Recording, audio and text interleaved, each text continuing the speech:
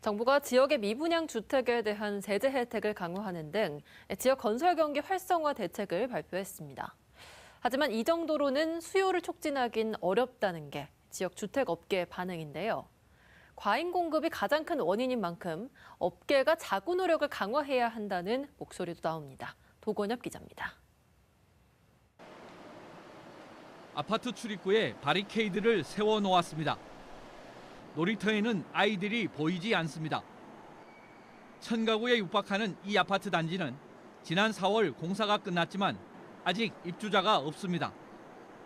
후분양으로 전환했지만 부동산 경기 침체로 준공 후 반년째 분양 일정을 잡지 못하고 있습니다. 지난 8월 말 기준 대구의 미분양 주택은 9,410가구로 전국에서 경기도에 이어 두 번째로 많습니다. 이 아파트처럼 분양 일정을 미루는 것까지 더하면 10,000가구를 훌쩍 넘을 것으로 업계는 추정하고 있습니다. 대책을 요구하는 목소리가 높은 가운데 정부는 지난 2일 경제장관 회의를 열고 지역 건설 경기 활성화 대책을 내놨습니다. 지방 미분양 해소를 위한 인센티브를 강화해 지역 건설 경기를 활성화하겠습니다.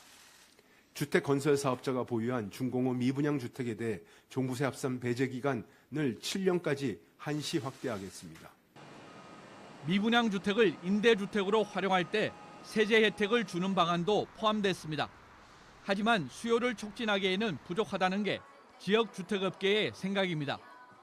취득세 감면, 한시적 양도소득세 면제 등과 같은 실구매자의 직접적인 혜택이, 금전적인 혜택이 지금은 좀 필요한 상황이다.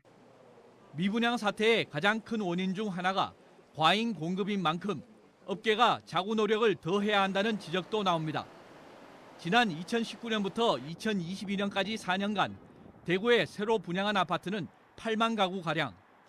집값 상승기에 편승해 연간 12,000가구 안팎인 적정 공급량을 훌쩍 넘는 물량을 쏟아냈다는 겁니다.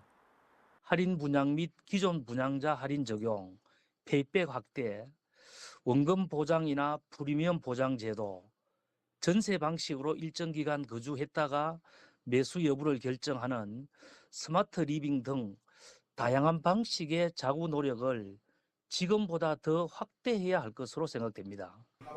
정부 대책도 업계 좌우책도 수요자의 눈높이에 맞춰야 미분양 사태의 출구를 찾을 수 있을 것으로 보입니다. MBC 뉴스 도건협입니다.